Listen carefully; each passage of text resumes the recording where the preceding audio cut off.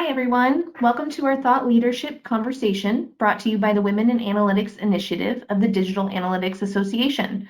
Today, we will be discussing Good Analysts Know When to Call a Flag on the Play with Laura Patterson, President of VisionEdge Marketing, and facilitator Lisa Wilms, Head of Talent Acquisition at InfoTrust. Thank you all for joining us. My name is Erin Lamberts, and I will be the operator of the technology today. Before we get started, I would like to take a moment to acquaint you with a few features of GoToWebinar. In the bar on the right hand of your screen, you'll see a questions box. You can send any questions or comments you'd like there at any time during the presentation. We'll take Q&A about halfway through the presentation and then again at the end as well. At the conclusion of today's program, I just ask that you complete a quick evaluation of today's webinar. Just take a moment and complete that if you would. It helps us plan any future web events here at DAA. All right, we're joined today by our speaker, Laura Patterson, and facilitator, Lisa Wilms. I'll go ahead and hand the mic over to Lisa. Hi, everybody, and welcome. Thank you so much to Erin and Catherine for having us. We're really excited to hear from Laura today. As a short introduction to myself, I am Lisa Wilms. I'm located in Cincinnati, Ohio. I work at a company called InfoTrust as their head of talent. I'm responsible, or talent acquisition. I'm responsible for adding all the wonderful team members within our analytics and consulting team, as well as our engineering. And so I have my hands full with a lot of the growth that we've had, but as well, I'm able to wear a lot of other hats and really chase down my passion for community and employee experience through my work there. So I am excited to get started and hear from Laura. I know that a lot of people within our company are excited about her perspective. So thank you so much for having me. So I'll hand it over to Laura to get started. Thank you so much. Thank you, Lisa and Catherine and Erin, and welcome everyone. I'm going to talk about one of my favorite topics, which is when to call a flag on the play, kind of a play on words there. But and if you have any questions, you're always welcome to contact me. I know we probably won't get through everything today. So a little, just very briefly about us. We've been here in Austin since 1999. We're all about data analytics, process, and measurement. That's the roots of our company. We started talking about those things a very long time ago, almost 21 years ago. We've been a key part of pioneering the marketing performance measurement and management space, the discipline. And we have a patent around some of the work we do associated with connecting marketing to business results. And we truly believe that one of the our passion, our purposes, our mission is to help transform marketing into a center of excellence. We've been really privileged over the last 21 years to work with amazing companies and to do tremendous and valuable work. And it means a lot to us that people trust us. What I'd like to do is spend a little time today talking about marketing science then and now. I've been at this a really long time, so I'd like to kind of give you a sense of what the world, how the world has evolved for those of you who are newer to it. And for those of you who, like me, have been in this space for a while, it'll be an opportunity to go a little bit down memory lane. I want to talk about data, assumptions, and models.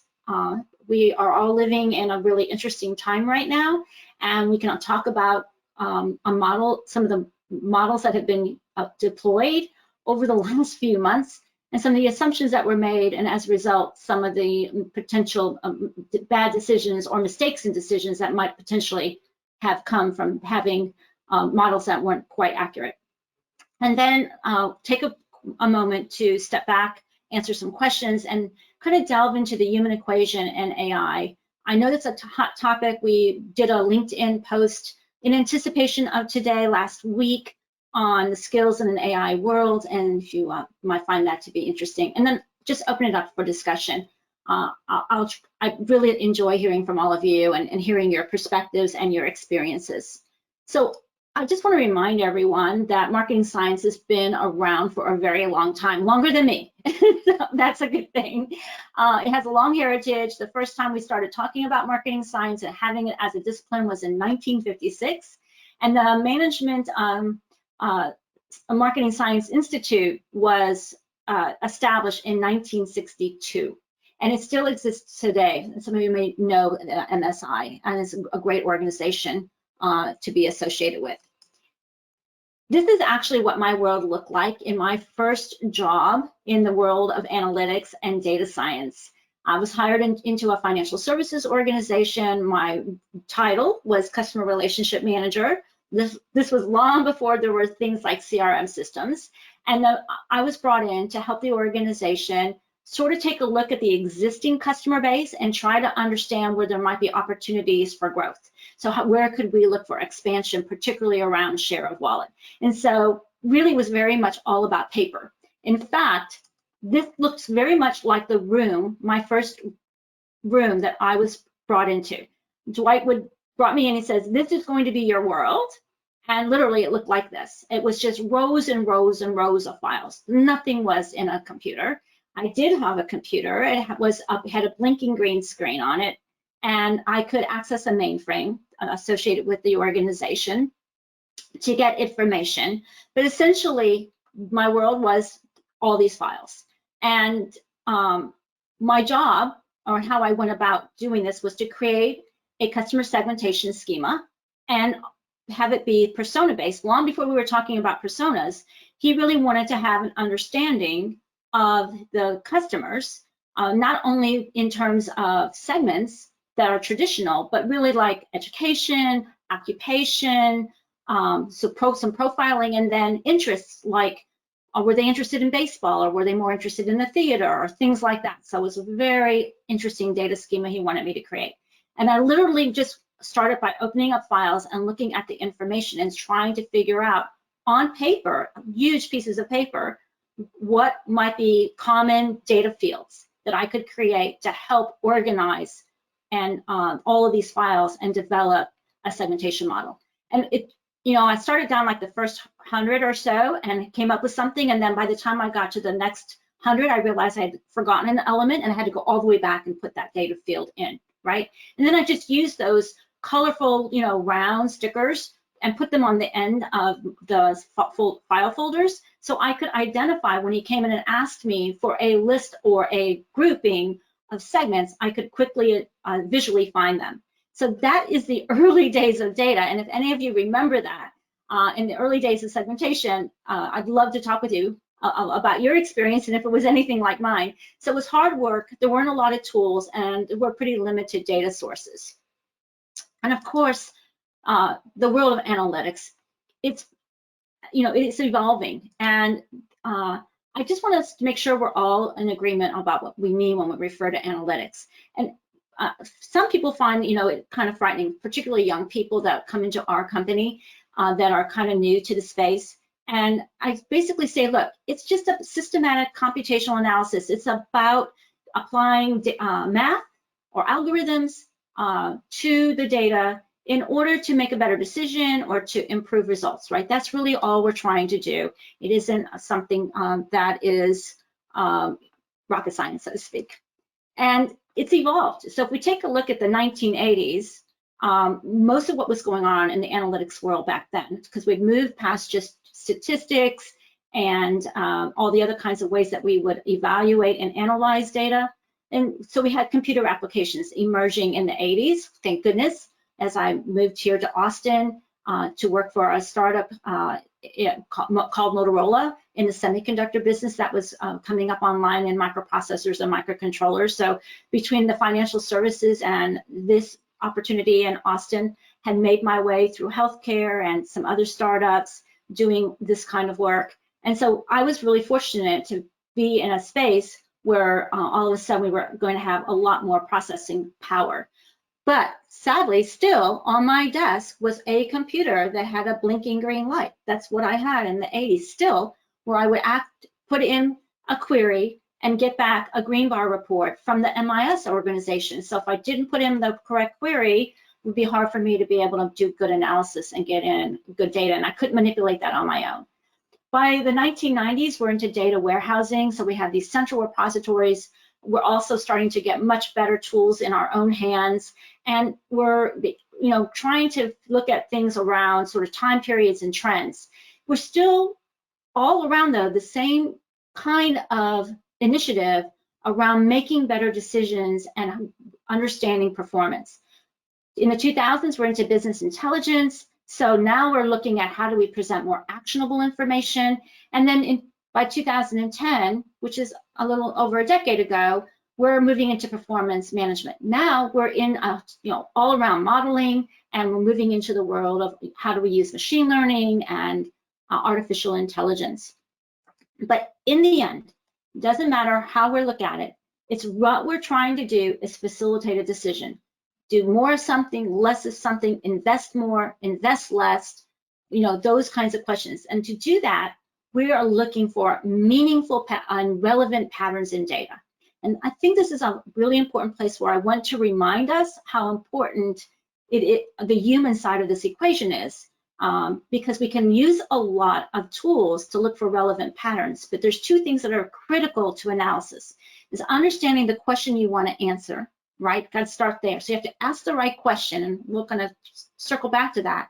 And then you have to collect the right data to apply the analytics to. So if you don't ask the right question and you don't have the right data, then all the analytics will turn out something that you may not want to have.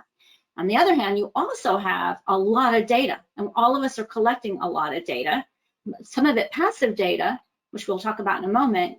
And when we're collecting passive data, we have to be careful that the pattern that we're identifying actually means something.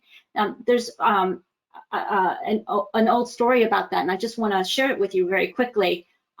Back from the early days when at the Pentagon, this is an old story, at the Pentagon there was a building that was in the middle of the Pentagon, and the Russians had a satellite that passed over every day, and they made a conclusion that this building in the middle of the Pentagon was extremely important, and that it somehow or another was the doorway into a whole underground labyrinth.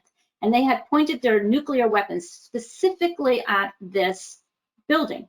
And this is all passive data, right? They're just collecting it from the satellite. They don't really know anything. They haven't done any research. They haven't asked particularly any questions or any of those things. Well, it turns out that that building, and the reason there was always so many people going to and from it, which was one of the things that made them think it was so important, was the hot dog stand. And their satellite passed over at lunchtime. And so they made a conclusion, right, based on a pattern of data, but it wasn't really meaningful. And so I think that's an important lesson for all of us that are analysts and data scientists to remember. So what we want to be able to do with our information is create models that will help us understand the environment that we're in, the world of our customers, the world of our market, and make better decisions so that they represent what we know. But once again, it's really important that we look at it from the right perspective, because models evolve, and we're living that right now. All of us are living in an environment where we are a model that is evolving, that has huge implications to us every single day. But let's look back in time so we can see what I mean by models evolving.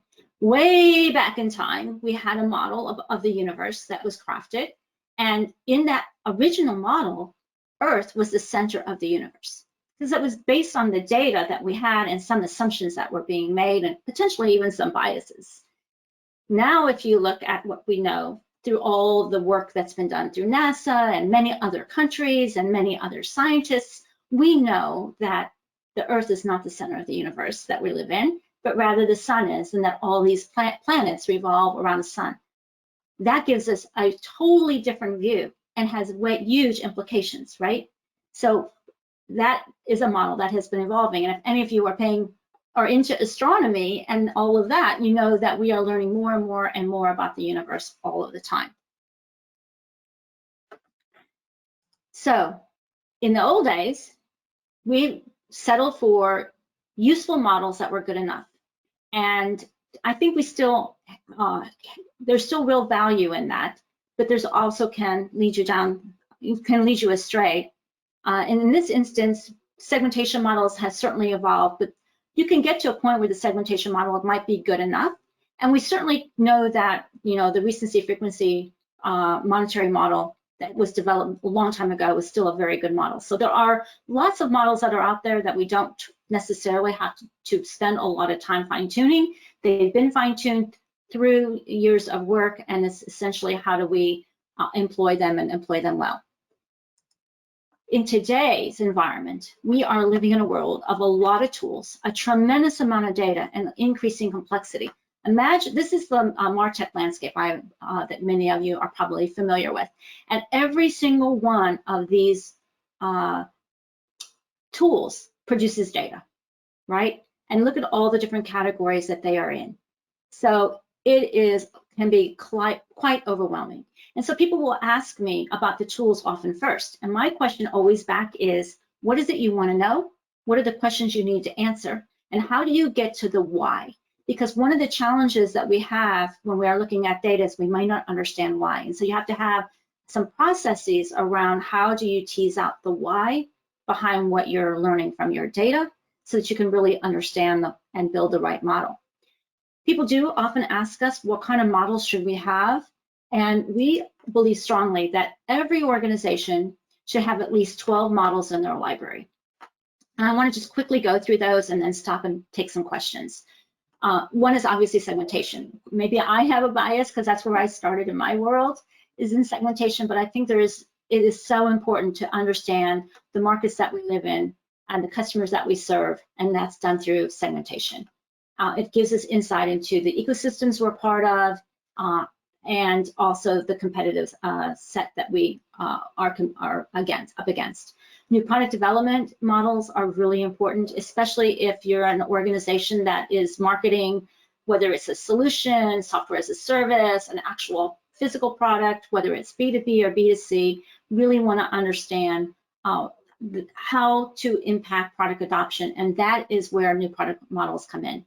Portfolio management, really critical. So I think back to my personal days in the semiconductor industry, huge proliferation of products, microcontrollers, of family architectures and derivatives of those products.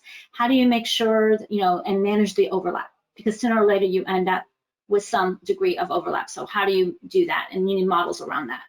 Customer risk and defection, clearly important, especially in this environment, again, that we're living in, is really understanding what are indicators or signals that you need to be looking at that tell you that you've got a set of customers that are at risk. Predisposition to purchase, again, so just is looking at which customers that you have are most likely to buy a particular offer that you want to make. And that's the beauty of that model. Pricing models, I know most of you are probably familiar with those. Customer journey models, we've been talking about customer journey models now for a number of years. Very important to really understand the buying journey, especially in an environment, again, where customers are often making very early decisions and doing early work in their journey without interfacing or connecting with the companies they might buy from. Persona models, and I always like to separate personas from roles and profile models. They are important to have, but personas really give you much more depth and insight into the characteristics and drivers of a person. So, for example, you might have a profile that looks around at CFOs, but you might have personas that look at CFOs, and there might be a CFO that's very traditional in what they perceive as their role, and there might be other CFOs that see themselves as being strategic, visionary players for the organization and playing a completely different role. So those personas would help kind of highlight that. Opportunity scoring models, again, kind of critical for those people in marketing, but in sales, is really understanding at what point is in the journey and what point in the engagement with the customer or prospect they are ready to be have other people engage in the conversation. So whether that's the account team or some other team in your organization that you might have, a professional services team, for example.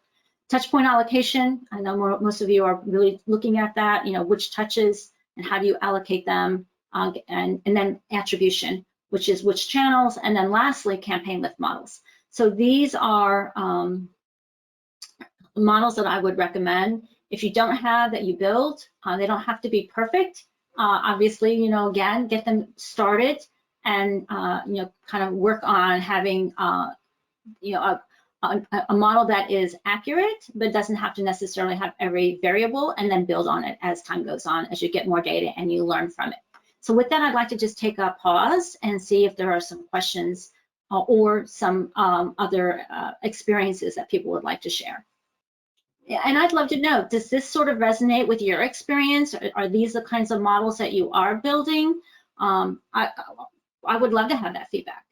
I was wondering, okay, to jump in here, I feel like I hear a lot of talk about attribution modeling, and I know this might be a question that we could save for the end, but do you have any particular go-to model that you like to use for attribution? That's a really great question. Thanks for asking, Lisa. Not particularly, because you want to build a model that's right for your business. Mm-hmm. And attribution is really, so you got several choices, right?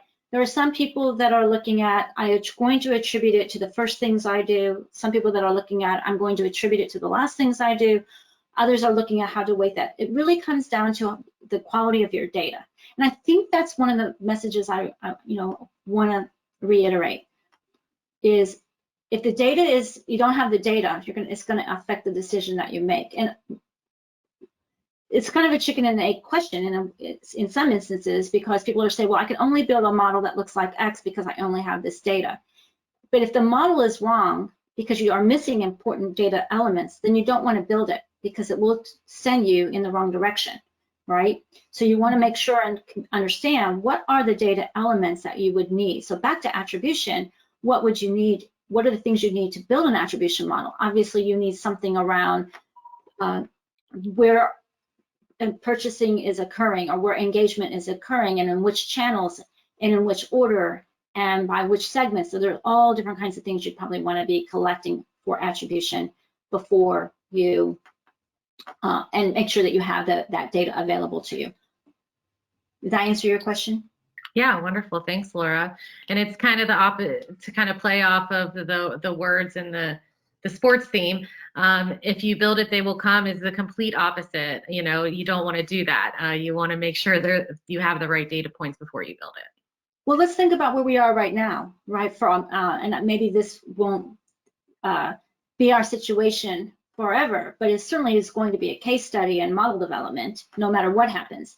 So we had some data, a limited amount of data, but not the right data. And we created a model that has put all of us, many companies and many people, in a very challenging situation, right? Because we did not have an important numerator in our model. So we built a model that was suggesting X. Had we had the right data, we might have had a different X, right? So now, over time, we've been adding to the models.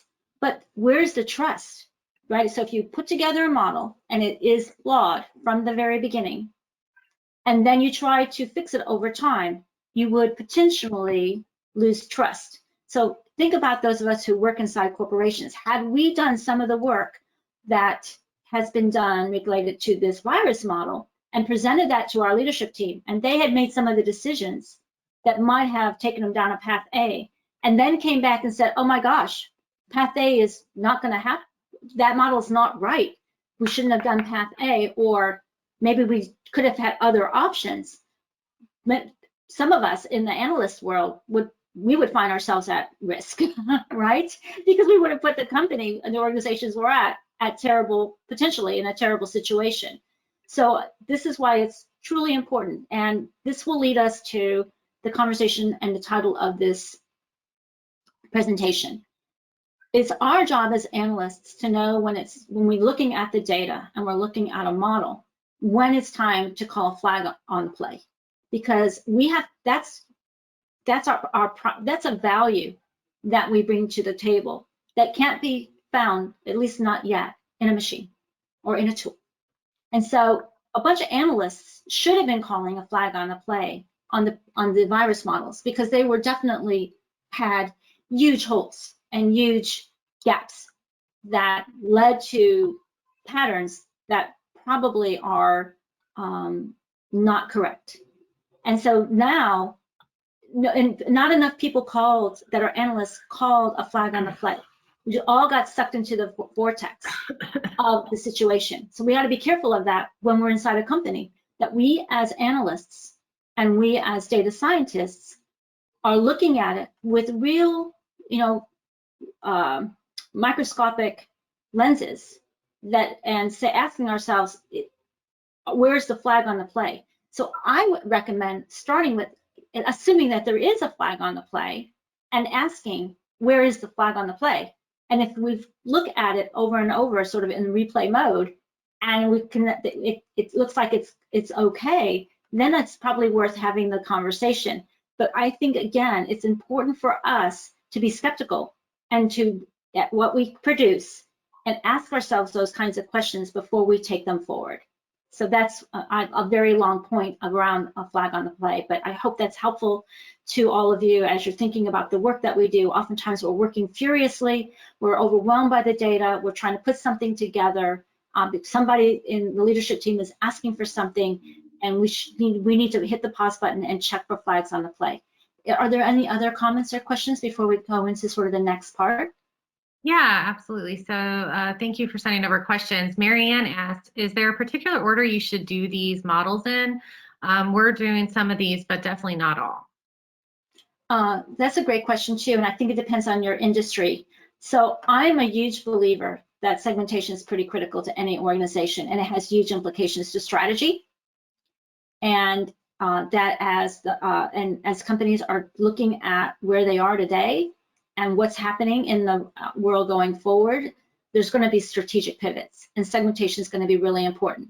So if you're an organization today that sells, I'll make this up, a software application into the travel industry or the restaurant industry, segmentation would be really important to understand what is the current customer base look like, where are other opportunities for growth, or what do we do with an offer to that particular group, which right now is certainly challenged, right? So segmentation, I believe, is one of the basic, most fundamental models that every organization should have. I think customer risk and defection models come right, and predisposition approaches come right on the heels of that, because if if you have customers coming in the door and more customers going out the door, or the ones coming in the door are going right out the door, that's a challenge. Financial services organizations are certainly needing to be paying attention to have really good customer risk defection models. And then how are we going to grow? So if we think of the basic way that companies grow, they find customers and more of them, they keep customers, hopefully retain them, and grow those customers and get more business from them. So we have to understand how we're going to grow them, right? And for example, customer lifetime value is an indicator of health, business health, along with share of wallet is an indicator of business health. And predisposition to purchase plays into helping you pursue those kinds of metrics that are indicators of health, just as your customer defection rate is an indication of your business health. So those would probably come next to me, for me, if I were having to start at the beginning. Today, customer journey work and persona work is truly valuable and kind of is a part of segmentation. They're related, right? Because different segments may have different journeys, and different people inside a segment and have different players, or inside the customer journey may have multiple players, particularly in the world of B2B, which has oftentimes multiple people participating in the decision-making process. So really understanding those personas and profiles are important. So those are some basic ones right off the bat. And then opportunity scoring. So I would put those, depending on where you are in the business, new product development or portfolio and pricing might be really critical if that's part of your job and what the things that you are bringing to the table. So those would be kind of together.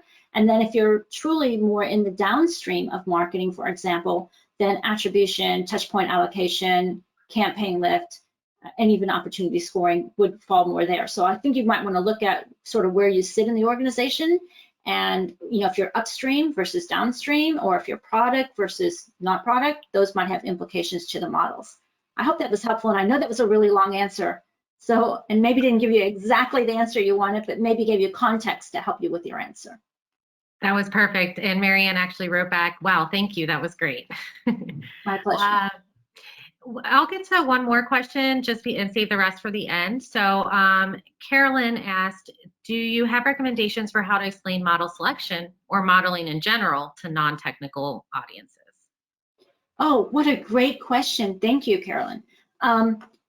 So yes, because I've been really fortunate, more fortunate than most, in that I've really only worked for two kinds of people when I was in a career.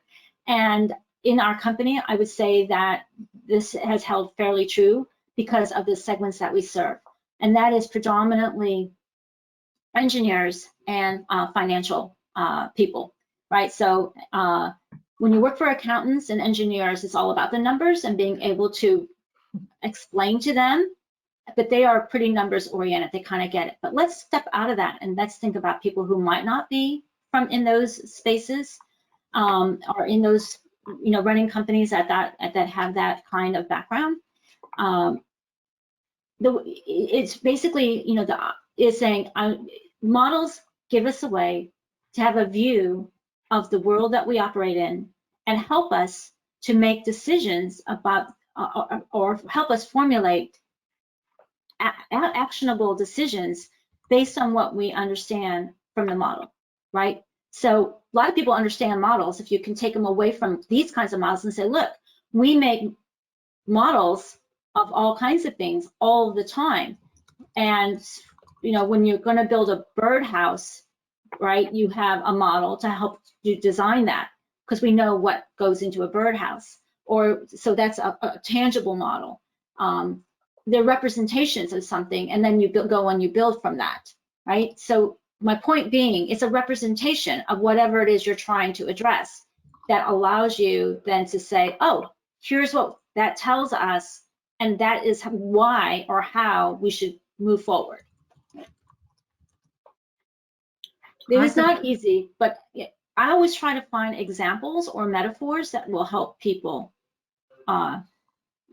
understand what we're trying to do in the business world that translates into something else they already might be familiar with. That's excellent advice, Laura. I know as a non-technical person surrounded by people that are technologists, metaphors always help. Thank you. Some really great questions are coming over, but I think that I'll save some of them for the end if that's okay. Sure. So I want to kind of just touch on AI, machine learning, and what that means to all of us in this space who have built careers around data and analytics. And for people who might be feeling that what will be their role going forward as machine learning and AI becomes sort of the norm. And the beauty and value of AI and machine learning is speed. So if we could wind back to my first slide, right? If we were thinking about that first slide and me sitting in a room surrounded by all those files and taking files off and trying to figure things out on the floor, that was really slow go, right? Wouldn't have to do that. AI is way faster than me, always will be. There, the machine learning would allow for certain data fields to become very quickly understood, and I wouldn't have had to start over after when I got to file 200 and go back to the previous 100 and redo them, because the machine would allow for that information to begin to surface. That is the beauty of the AI and the machine, but they are not human. And the beauty and value of human beings is being able to translate what is being produced and determine whether or not it's germane. That's really important. And remember that the machines are only going to give you what you tell them right now. So remember I said good analysis depends on the data that you collect. You have to tell the machine the data. So as human beings, we need to know what is the right data, which means we also need to start with asking the right question. Machines aren't going to, and AI aren't going to ask the right question. We have to pose the right question. And our job now is much more consultative in being able to have a conversation with the leadership team or other members of the organization and really understanding a couple things. What is the decision you're trying to make? What do you need to know to make that decision? How will you use this decision or this information, right? These kinds of questions. So we can become a much more consultative. We can step back from the work of crunching the data and leave that to the machines and become advisors and consultants to our business, and then taking that data, presenting in a way that will allow the people that are seeing it to consume it, right? Because they're probably not going to be able to consume it in the form that it comes out. We need to take it and put it into however it can be processed or digested or consumed by the people we're sharing it with, and help them understand what it means and how to use it, right? And then to continue to build a model. The machines aren't going to do that. We need to do that, which is why, again, back to where we are in our current environment, we're trying to fix models right now and add to those models right now. And it's clear that however they were initially created, they were flawed. And so now they're trying to redo those. So this is really, truly an important pivot point, or pivotal point, maybe I should say, what's happening in the world, our world. And we need to step back and understand that our humanness is an attribute, is a value, not a something that we should be, unhappy about. It frees us. These machines frees us from that tedious work to do much more valuable work for the organizations that we serve. With that, I'm going to kind of move to, I think I kind of want to be careful not to get too much on my soapbox, but I'm pretty passionate about this subject, particularly the future of us as humans. So it is our job as the analysts, our job as the data scientists, to determine if models and patterns are relevant, meaningful, and actionable. Those are the three things we should be thinking about every single time we're looking at a pattern or a model. And if not, then it's our job to call a flag on the play. We should be doing that, not the people that are sending the model to or the data to. They shouldn't be the ones that are calling a flag on the play. It's our job to call a flag on the play and do that work before we bring it into wherever it's going to be presented and consumed. With that, I kind of just want to talk a little bit about, what you've learned, maybe any questions you have or thoughts about what you're going to do next. I mean, I really appreciate everyone taking time to be in this conversation with me. I'd love to have it be a conversation, and I'd like to know what you're going to do with this information, how you're going to use it and put it in play to help you. So those are a few things I'd like to talk a little bit about. Yeah, I think that a really great question that somebody sent over earlier is these models. Oh, I'm sorry. Do you have any recommendations for how? Oops, sorry, I put it in the wrong order. This person sent over a really great question. It was Marianne. She put, how do you enforce data quality within your organization? What concrete steps are helpful there? Oh, well, first of all, I'm assuming that you have a process around data. Like, what is our process for data? How do we, what is a data element? What is the data that's important to us? Where is it housed? How frequently is it updated? Who owns it? What other data elements is it related to? And then the process for how that data is used. If those things you don't know have those are the beginnings, right? Because those are the basic ingredients. It's like looking in your refrigerator and saying, I'm going to make X, Y, and Z for the dinner, and you look in there, and the question is, well, how old is that? I don't know if that happens to anybody. How old is that? Is that still good? Because that's data quality, right? So that means you have to really understand, when was it, where did you get the data from? When did you get it? Is there a better version or source of it, right? So that's something I think, I love using that as an example, because a lot of people can totally relate to opening the refrigerator and asking themselves that question, is that still good?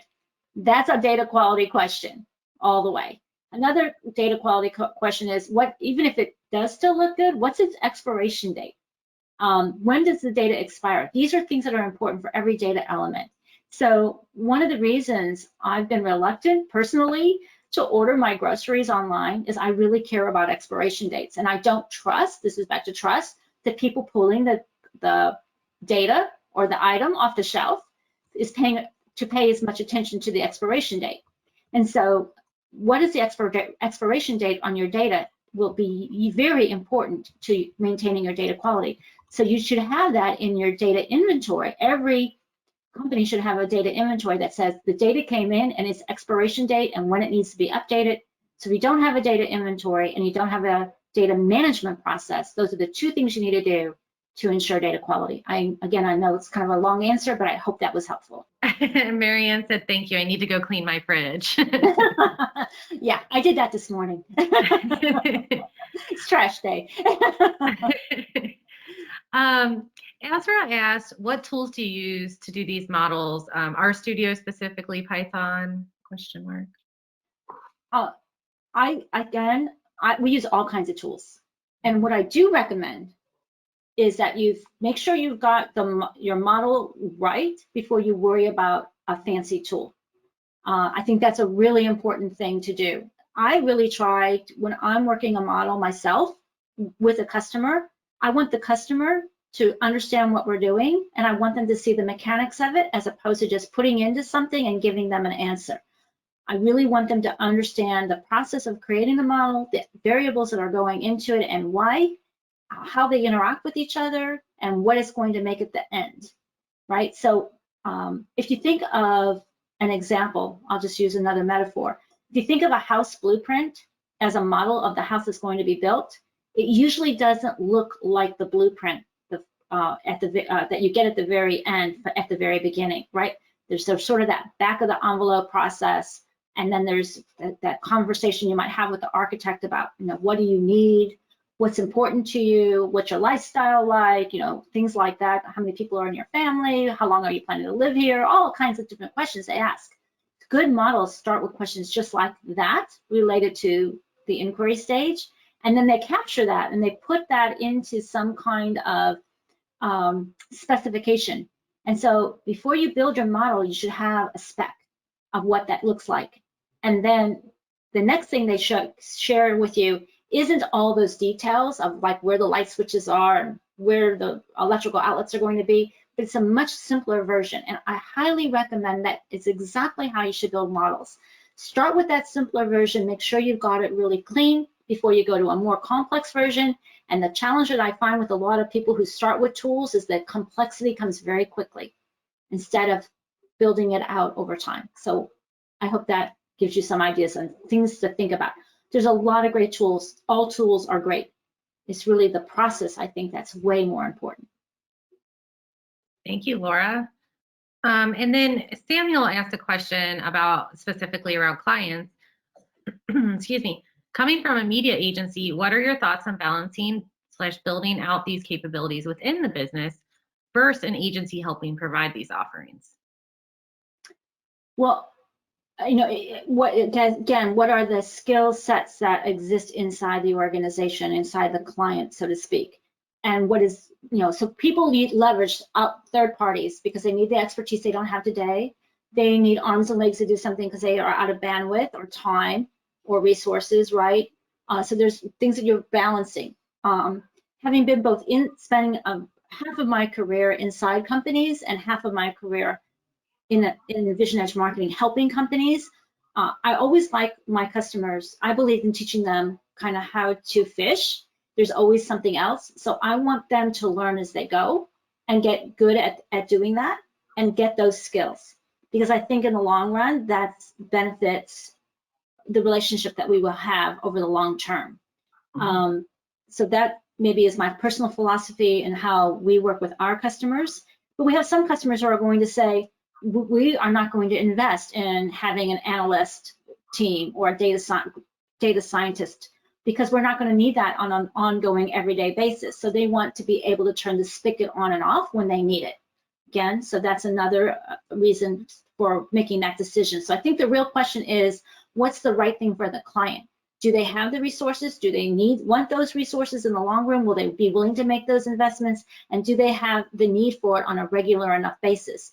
The answers to those questions are maybe not, then they should probably continue to leverage, experts outside their organization. Thank you. Yen Lang asked, how would marketing analyst jobs change in response to COVID-19, and how do we prepare for this change?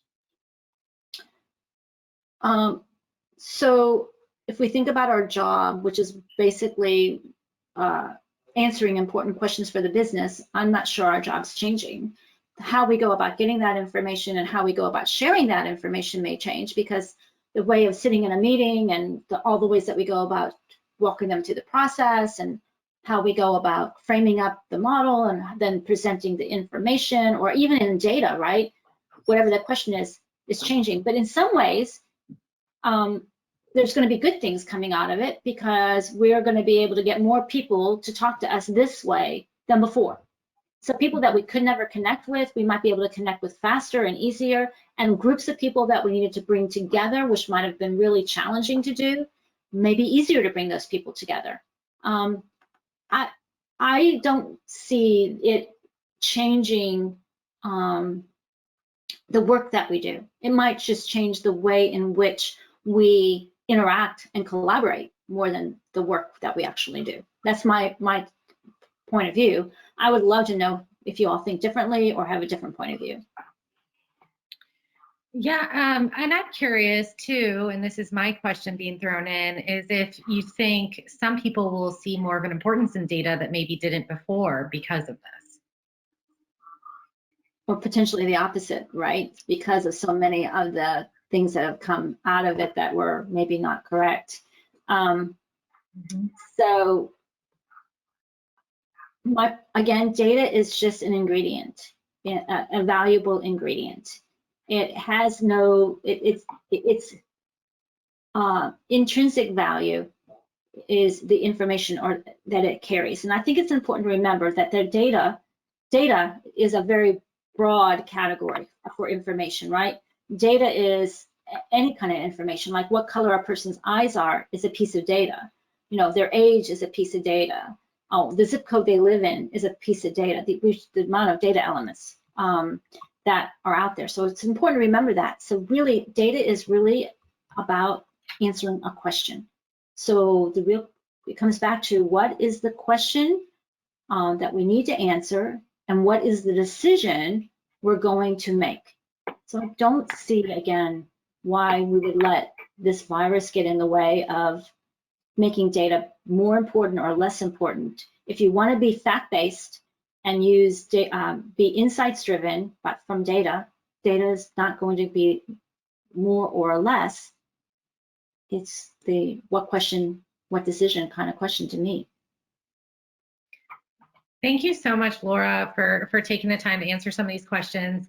For any questions that we didn't get to, I believe Erin has a plan for those, so I will hand it back over to Erin. But thank you. I just wanted to say thank you so much. Oh, it's my pleasure. Thank you, Lisa, for helping us with this program and facilitating the conversation. Folks, if you want to reach out to me, happy to hear from you. If you're looking for more information about customer insights and using customer data and insights for growth, we have our new book out. Love for you guys to pick up a copy. Just a little plug there, and I'm going to turn it back over to Erin. Thank you, ladies, so much. That was really insightful. I really liked April Moore's comment. She said a great tool is less important than a great process. So I think that sums it up really nicely. I just want to thank everyone on behalf of DAA for your participation, especially Laura and Lisa, in today's Thought Leader Conversation, brought to you by WiA.